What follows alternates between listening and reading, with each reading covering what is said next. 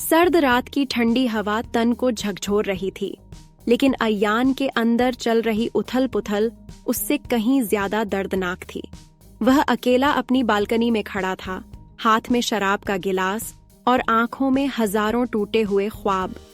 आज भी उसकी आंखों से आंसू नहीं बह रहे थे, लेकिन उसके दर्द को महसूस कर कोई भी रो पड़ता। अयान और जारा की कहानी एक खूबसूरत ख्वाब जैसी थी। कॉलेज में पहली मुलाकात से लेकर साथ बिताए गए हर लम्हे तक सब कुछ किसी रोमांटिक फिल्म की तरह था। जारा की हंसी, उसकी बातें, उसकी मासूमियत अयान के लिए सब कुछ थी। उसने हमेशा यही सोचा था कि उनकी मोहब्बत अमर होगी, लेकिन किस्मत को कुछ और ही मंजूर था। एक दिन अचानक जारा ने अयान से दूरी बना ली। पहले तो अयान को लगा कि शायद वह किसी परेशानी में है, लेकिन जब उसने जारा को किसी और के साथ हंसते हुए देखा तो उसकी दुनिया ही उजड़ गई। उसे समझ नहीं आया कि जिस लड़की को वह अपनी जान से भी ज्यादा चाहता था, उसने उसे इस तरह अकेला क्यों छोड़ दिया। तेरी बेवफाई ने हमारा ये हाल कर दिया। हम नहीं रोते, लोग हमें देखकर रोते हैं, अयान ने खुद से कहा और एक गहरी सांस ली। वह समझ चुका था कि कुछ जख्म कभी नहीं भरते। जारा अब उसकी नहीं थी, लेकिन उसकी यादें हर पल उसके साथ थीं। अयान ने खुद को बदलने की कोशिश की, खुद को काम में व्यस्त करने की कोशिश की, लेकिन हर रात जब वह अकेला होता तो जारा की यादें उसे तोड़कर रख देती। वक्त बीतता गया, लेकिन अयान का दर्द कम नहीं हुआ। कुछ मोहब्बतें अधूरी रहकर भी पूरी लगती हैं और कुछ बेवफाई के बावजूद भी दिल में बस जाती हैं।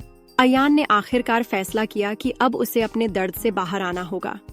उसने शहर छोड़ने का फैसला किया और एक नई जिंदगी की तलाश में किसी और जगह जाने का मन बना लिया। विदा लेने से पहले उसने आखिरी बार जारा को देखने का सोचा। वह उस कैफे में गया जहां कभी वे घंटों बैठकर बातें किया करते थे। जारा वहां थी, लेकिन इस बार वह अकेली थी। उसकी आंखों में भी एक अजीब सी उदासी थी। अयान ने पास जाकर कहा, कैसी हो जारा? जारा ने हल्की मुस्कान के साथ जवाब दिया, अच्छी हूँ, और तुम? मैं भी ठीक हूँ, अयान ने कहा, लेकिन दोनों जानते थे कि यह सिर्फ एक दिखावा था।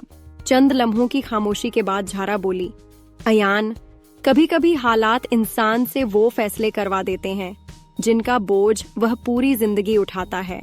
अयान बस मुस्कुराया और बोला, शायद, लेकिन अब मैं आगे बढ़ना चाहता हूँ। जारा ने उसकी आंखों में झांक कर देखा, मानो कुछ कहना चाहती हो, लेकिन शब्द उसकी जुबान तक नहीं आ पाए। अयान ने धीरे से कहा, शायद हमारी कहानी अधूरी ही बेहतर थी। पूरी होती तो इसकी चमक खो जाती। जारा की आंखें नम हो गईं, लेकिन उसने खुद को संभाल लिया। तुमने सही कहा, कुछ अधूरी कहानियां ही सबसे ज्यादा यादगार बन जाती हैं, जारा ने जवाब दिया। अयान ने एक आखिरी बार जारा को देखा, फिर बिना पीछे मुड़े कैफे से बाहर चला गया। उस दिन के बाद उसने कभी पीछे मुड़कर नहीं देखा। वक्त के साथ घाव भले ही न भरे, लेकिन इंसान जीना सीख ही लेता है। अयान ने भी सीख लिया था अपनी जिंदगी को फिर से जीना, लेकिन जारा की यादें हमेशा उसके दिल के किसी कोने में जिंदा रहेंगी।